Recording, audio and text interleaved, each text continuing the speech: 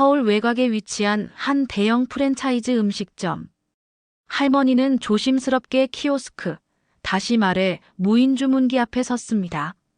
화면을 터치하는 손끝이 떨렸고 눈을 가늘게 뜨고는 메뉴를 하나씩 눌러보려 했지만 반응은 느렸고 화면은 자꾸만 원래대로 돌아갔습니다.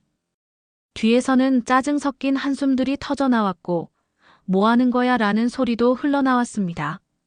그래도 할머니는 애써 그 말들을 못 들은 척하며 무인 주문기에 다시 손을 올렸습니다. 시간이 더디게 흘렀고 기다리는 줄은 점점 길어졌습니다. 저기요, 손님. 지금 뭐 하시는 거예요? 갑작스럽게 직원 하나가 다가오더니 날카로운 목소리로 소리쳤습니다. 그 목소리에 매장 안은 일순 조용해졌고 할머니는 흠칫 놀란 듯 어깨를 움찔했습니다. 죄송해요. 제가 기계에 익숙하지 않아서. 할머니는 작게 웃으며 말했지만 직원은 냉소를 흘렸습니다. 무인 주문기 사용 못하겠으면 그냥 다른 데 가세요. 이러니까 어르신들 무례하게 군다는 얘기 나오는 거잖아요. 잠시 후 점장까지 등장했습니다. 말끔한 유니폼에 기름진 머리, 눈썹을 찌푸리며 할머니를 위아래로 훑어보더니 한마디 내뱉었습니다. 손님, 여기 프랜차이즈 음식점입니다. 빠른 회전이 생명이에요. 여기 계속 계시면 영업에 방해가 됩니다. 할머니의 입꼬리는 떨렸고 눈가에는 미세한 주름이 더욱 깊어졌습니다. 죄송합니다. 그냥 점심 한 끼 먹고 가려던 건데. 그 말이 끝나자 점장은 주변을 둘러보며 비웃듯 웃었습니다. 그럼 근처 분식집을 가시든가요? 여긴 그런 데 아닙니다. 어르신, 그냥 나가주세요. 그 순간 할머니는 잠시 멈칫하더니 조용히 핸드폰을 꺼내 들었습니다. 화면을 누르고 통화를 연결한 뒤 떨리는 목소리로 짧게 말했습니다. 지금 부탁 좀 하나 해야겠어요. 그때까지 아무도 몰랐습니다. 저 노인의 한 통의 전화가 곧 이 식당의 공기를 송두리째 바꿔놓게 될 줄은요. 본격적으로 이야기 시작하기 전에 구독과 좋아요 부탁드립니다. 영상 제작에 큰 힘이 됩니다. 이야기의 주인공은 75세 박말순 할머니입니다. 서울 도봉구의 오래된 연립주택, 꼭대기층에 혼자 살아가는 그녀는 세월을 온몸으로 버틴 전쟁 같은 인생을 지나온 사람이었습니다. 20살에 시집와서 평생 남편 뒷바라지, 아이 하나 키우고 장사 미천 만들어 보려고 청량리시장 포장마차부터 시작했지만 결국 손에 남은 건 관절염과 혼자라는 현실뿐이었습니다. 어차피 늙으면 혼자야. 내가 나라도 챙겨야지. 그녀의 하루는 단조롭습니다. 새벽 5시 반에 일어나 낡은 커피포트로 믹스커피 한 잔을 타 마시고 골골이 끼어 있는 보일러를 점검한 뒤 중랑천 산책로를 걸어 습관처럼 시장까지 왕복. 식사도 간단합니다. 반찬 3가지에 전기밥솥에 앉혀둔 소량의 흰밥. TV를 켜놓은 채 묵묵히 밥을 뜨는 모습은 마치 누군가와 함께 있는 듯한 착각을 주기 위한 연극 같았죠. 그녀의 딸 48세 이미선은 10년 전 미국으로 이민을 떠난 이후 연락이 끊겼습니다. 사위와의 불화, 이민 준비, 경제적 사정 등을 이유로 서서히 소식이 뜸해졌고 결국은 형식적 안부 전화조차 사라졌습니다. 말수는 딸이 보낸 몇 장의 사진을 냉장고 옆에 붙여놓고 하루에 몇 번씩 바라봅니다. 손주 얼굴은 이제 가물가물하지만 다 잘 살고 있겠지라고 중얼이는 습관은 그대로 남았습니다. 그리고 또 한 사람. 휴대전화의 막내로 저장된 그 이름. 말순에게는 핏줄은 아니지만 핏줄보다 더 귀한 존재입니다. 12년 전 지역복지센터 자원봉사자로 처음 인연을 맺은 젊은 남자. 이름은 안 나오지만 말순은 그를 내 사람처럼 믿고 아꼈습니다. 말순의 병원 진료도 생활비 계산도 통신요금 앱 정리까지 도맡았던 유일한 보호자 같은 존재였죠. 말순이 살고 있는 도봉구는 아직 재개발이 덜 된 서울 변두리 중 하나입니다. 시간이 멈춘 듯한 재래시장, 골목마다 붙은 중고 냉장고 매입 스티커, 그리고 작은 포장마차가 남아있는 동네. 그 속에서 말수는 작은 텃밭과 사람 냄새로 하루하루를 견디며 살아왔습니다. 그리고 이야기의 무대, 바스켓버거 도봉점. 지하철역 바로 앞에 새로 생긴 초대형 프랜차이즈입니다. 이 매장은 무인 주문기 4대, 테이블 40석, 매장 직원만 8명. 젊은 직원들이 빠르게 일하고 손님들도 모두 스마트폰으로 쿠폰과 앱을 꺼내드는 풍경이 일상입니다. 고객 회전율이 생명이죠. 이 가게 점장인 35세 오성찬은 매일 아침 조례 시간에 이렇게 말합니다. 머리에 기름이 번들거리게 넘기고 고압적인 말투로 직원들을 통제하며 서비스보다 속도와 매출에 집착하는 인물입니다. 그리고 그 밑에 알바생 이지연. 점장의 눈치를 살피며 언제 잘릴지 몰라 전전긍긍하는 대학 휴학생. 무인 주문기 옆에 서서 주문 도와주는 역할이지만 어르신이 오면 얼굴에 노골적인 짜증이 드러나는 미숙한 청년입니다. 그날 이 인물들이 한 공간에서 마주하게 됩니다. 그리고 서로 전혀 다른 세상이 부딪히게 됩니다. 그 시작이 무인 주문기 앞 한 노인의 서툰 손가락이었죠. 키오스크 앞에 선 박말순 할머니의 손은 자꾸만 화면을 헛짚었습니다. 화면의 글씨는 너무 작고 메뉴 구성은 너무 복잡했습니다. 세트인지 단품인지 어디를 눌러야 다시 돌아가는지 화면이 바뀔 때마다 그녀는 한 박자 늦었습니다. 이거를 누르면 되나? 에이, 왜 이게 또 저리로 가지? 어디선가 푸념이 들려왔습니다. 할머니는 고개를 들지 못한 채 손가락만 움직였습니다. 그 옆에서 대기하던 젊은 커플은 고개를 갸웃하더니 남자의 입에서 불쑥 말이 튀어나왔죠. 저 할머니 왜 저래? 점심시간 끝나기 전에 못 먹겠네. 작은 말이었지만 그 말은 주변 대기줄에 숨겨진 짜증을 폭발시키는 도화선이 되었습니다. 뒷줄에서는 고개를 흔들며 스마트폰을 내려놓는 소리가 났고 아예 줄을 빠져나가려는 손님도 있었습니다. 그때였습니다. 지연 씨, 뭐해요? 저기 어르신 지금 몇 분째예요? 왜 안 도와줘요?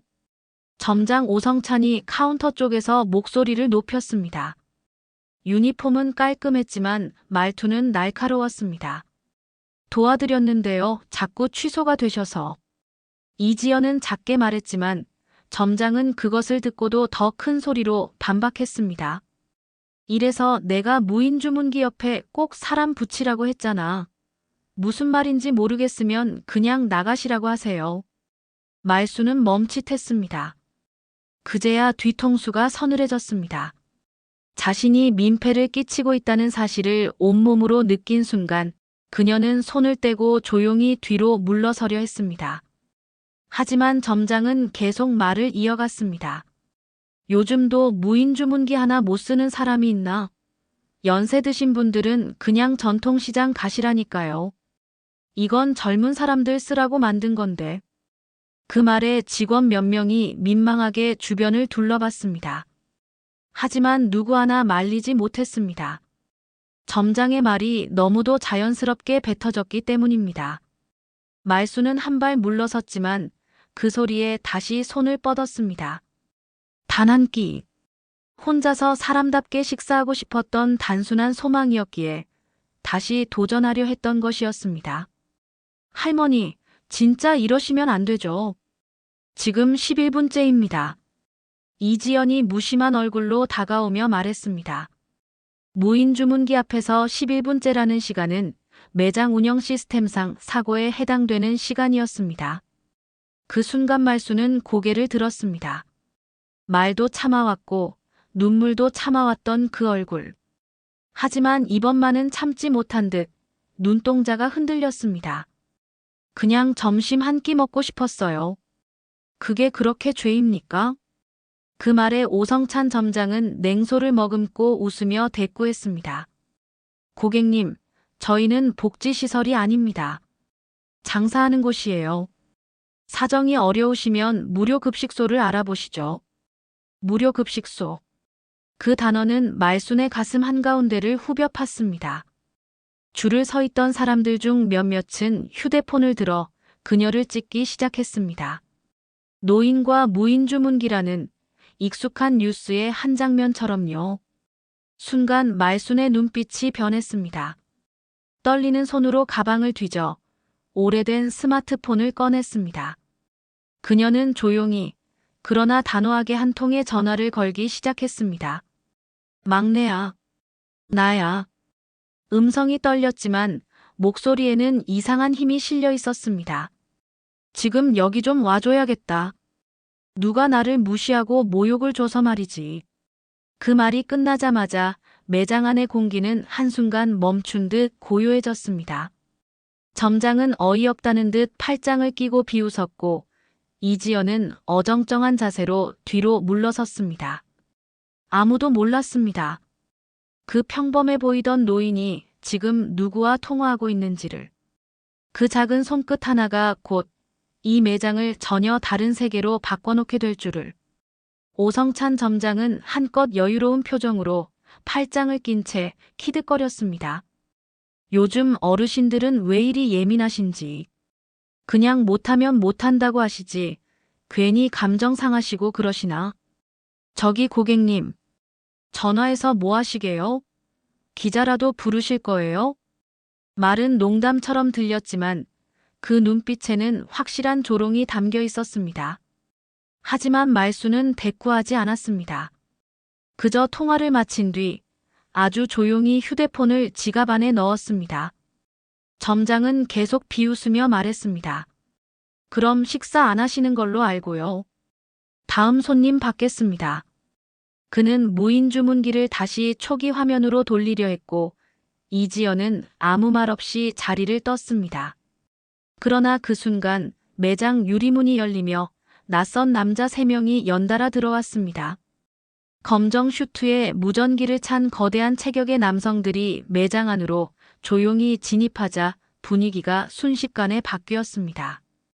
그들의 움직임은 군더더기 없이 부드러웠고 동선은 정교했습니다.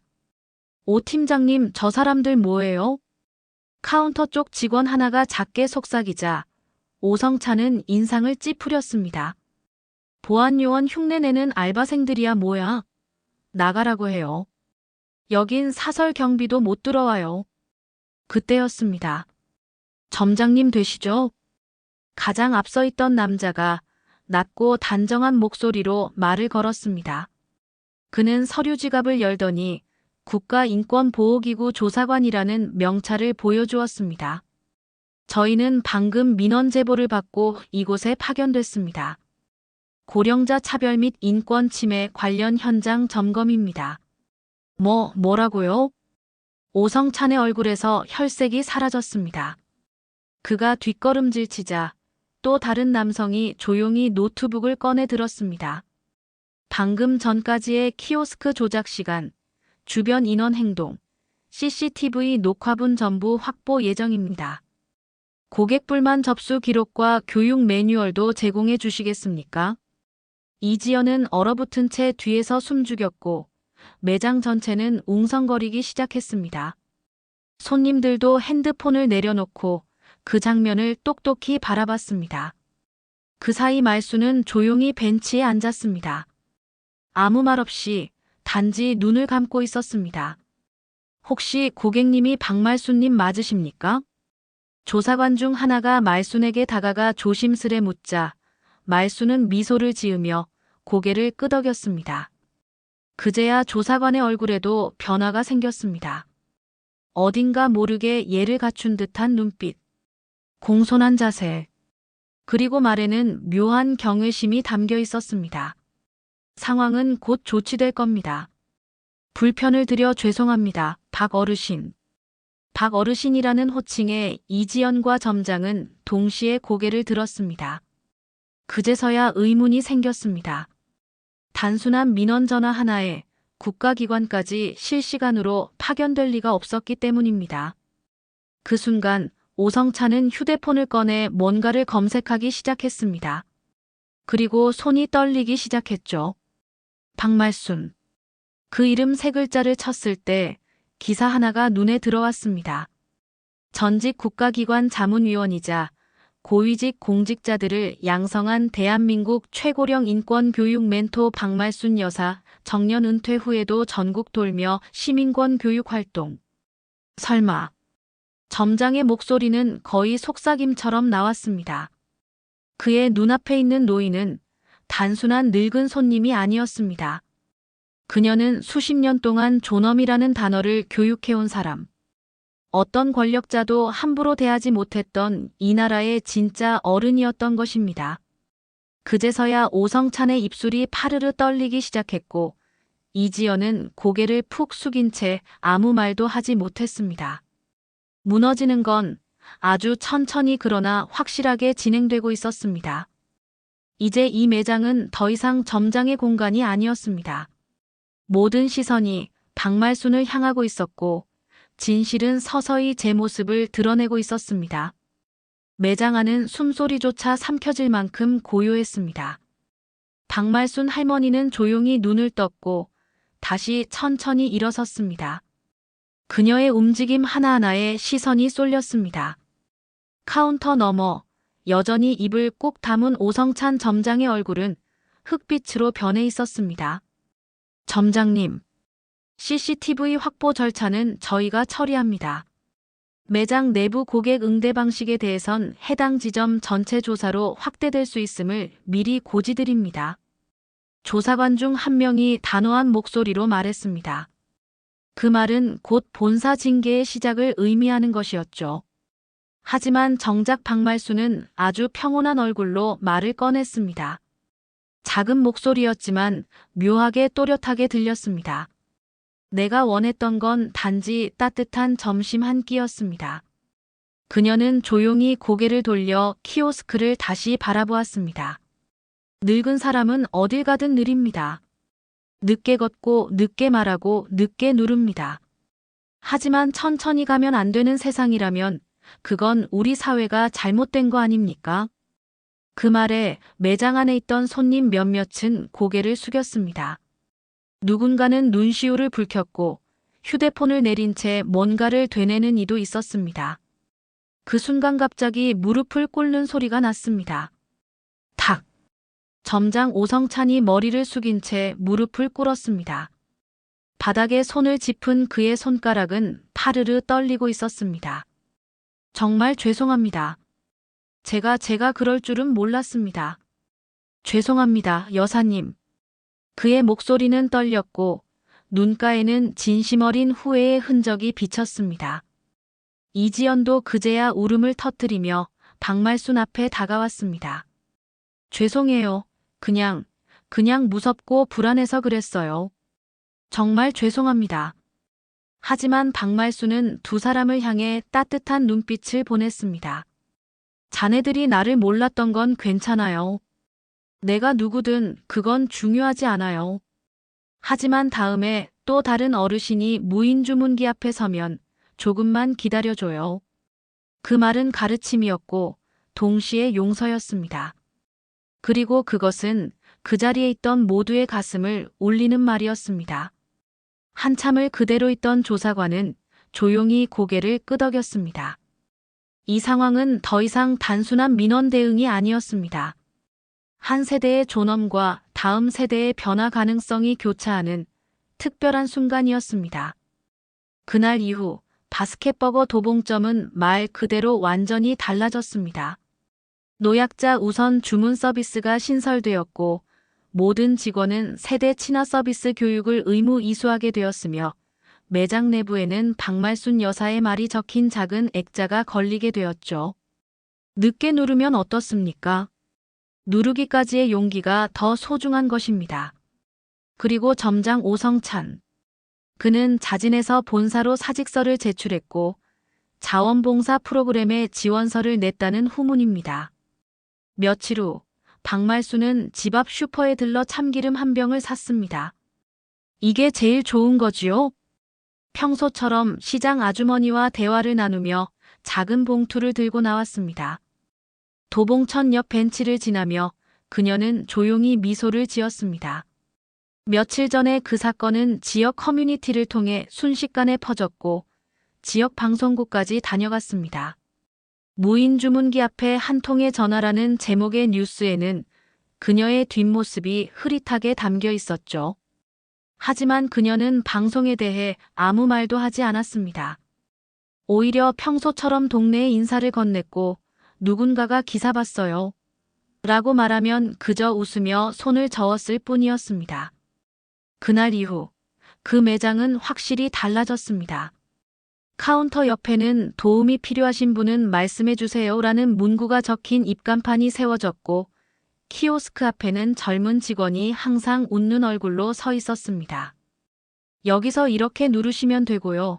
결제는 이쪽에서 도와드릴게요.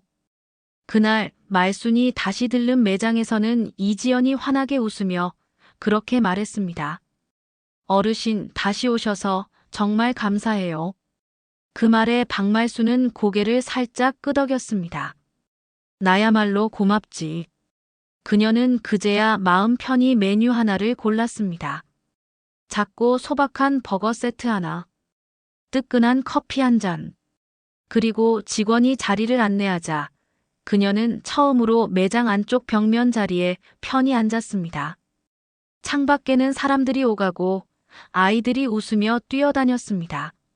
작은 쟁반 위에 놓인 햄버거와 감자튀김을 천천히 바라보던 그녀는 한 입 베어 물었습니다. 따뜻하고 고소한 맛이 입안에 퍼졌고 말수는 속으로 혼잣말하듯 중얼였습니다. 이제야 진짜 점심 한 끼 먹는 기분이네. 그리고 그 순간 그녀의 얼굴엔 잔잔한 평온이 감돌았습니다. 모욕당한 마음은 사라졌고 억울했던 감정도 사라졌습니다. 남은 것은 단 하나. 사람은 사람답게 대우받아야 한다는 믿음. 그 믿음이 지켜졌다는 작고 조용한 위안이었습니다. 그녀는 조용히 커피를 한 모금 들이켰습니다. 세상은 여전히 빠르게 돌아가지만 그 순간만큼은 누구보다 당당하고 고요하게 흐르고 있었습니다. 며칠 뒤 도봉구 주민센터 앞에선 작은 강연이 열렸습니다. 세대 포용 사회를 위한 시민교육이라는 이름의 행사였고 포스터 한 귀퉁이에는 낯익은 이름이 적혀 있었습니다. 초청 강연자 박말순 전 국가인권교육원 고문. 행사는 그리 화려하지 않았습니다. 간이 의자 10줄, 노란 포스트잇이 붙은 신청자 명단, 간식으로 나온 바나나 우유와 찹쌀떡. 그러나 그 자리에 모인 사람들은 누구보다도 진지했습니다. 학생부터 주부, 택시기사 아저씨, 심지어 도봉구 구의원까지 다양한 연령대가 한자리에 모였습니다. 지금 이 시대는요, 늙는 것도 자격이 있어야 한다고 말하죠. 스마트폰 써야 하고, 무인 주문기 만질 줄 알아야 하고, 빨리 걷고 말 잘해야 늙은이 대접을 받는 시대? 그런 세상, 과연 바른 걸까요? 그녀는 마이크를 잡지 않았습니다. 그저 말하듯, 속삭이듯 앉은 이들을 하나하나 바라보며 말했습니다. 느리고 약하고 모르는 사람을 도와주는 게 아니라 기다려주는 사람이 많아질 때 그 사회가 진짜 강해지는 거예요. 그 말에 몇몇 청중이 조용히 고개를 끄덕였습니다. 그 중에는 식당 점장 출신 오성찬도 있었습니다. 강연장 뒤쪽에 조용히 앉아있던 그는 누구보다 똑바로 그녀를 바라보고 있었습니다. 행사가 끝난 뒤 말수는 구청 앞 느티나무 벤치에 잠시 앉았습니다. 햇살은 따뜻했고 머리 위에서는 참새들이 지저귀었습니다. 그녀는 가방에서 낡은 휴대폰을 꺼내 메시지 하나를 확인했습니다. 할머니, 저 서울 오기로 했어요. 그동안 연락 못 드려서 죄송해요. 지훈이도 많이 컸어요. 우리 다시 만나서 밥 같이 먹어요. 보내니는 그녀의 외동딸 이미선. 말순의 입가에 작은 떨림이 스쳤습니다. 서운함과 설렘, 용서와 그리움, 그리고 설명할 수 없는 감정들이 뒤엉켜 눈시울을 적셨습니다. 그녀는 조용히 하늘을 바라보았습니다. 오늘의 햇살이 유난히도 눈부셨습니다. 그 순간 그녀의 옆자리에 누군가 조용히 앉았습니다. 여사님, 또 뵙네요. 고개를 돌리자 그곳에는 조사관 중 한 명이 앉아 있었습니다. 정장 대신 평범한 니트 차림, 그러나 눈빛은 여전히 따뜻했습니다. 그 사건 이후 저희 팀은 전국 무인주문기 불편 사례 전수조사에 착수했습니다. 여사님 덕분이에요. 저희가 그저 수치로 넘겼던 사람들의 기다림을 보게 됐으니까요. 말수는 작게 웃었습니다. 그래요. 기다림을 배운 거죠. 사람은 결국 누군가에게 기다림을 받을 자격이 있다는 사실을 알아야 살아가니까요. 그녀는 천천히 자리에서 일어났습니다. 지팡이는 없었지만 걸음은 여전히 느렸습니다. 그러나 그 속도는 이제 누군가에게 민폐가 아닌 존엄으로 받아들여지고 있었습니다. 그녀가 천천히 골목 끝을 향해 걸어갈 때 카메라를 든 누군가가 조용히 셔터를 눌렀습니다. 그 장면은 지역 신문내 일자, 일면에 실릴 사진이었습니다. 기사 제목은 오늘도 천천히. 그러나 똑바로 걷는 사람, 박말순 여사 이야기. 그리고 그녀는 또 한 끼의 따뜻한 점심을 향해 아주 천천히 걸어갔습니다. 누구보다도 당당하게, 누구보다도 아름답게. 오늘 이야기 어떠셨어요? 오늘 이야기에 공감이 가신다면 댓글 남겨주세요. 그리고 구독과 좋아요 부탁드려요. 저는 더 좋은 이야기로 다시 찾아뵙겠습니다. 항상 행복하세요.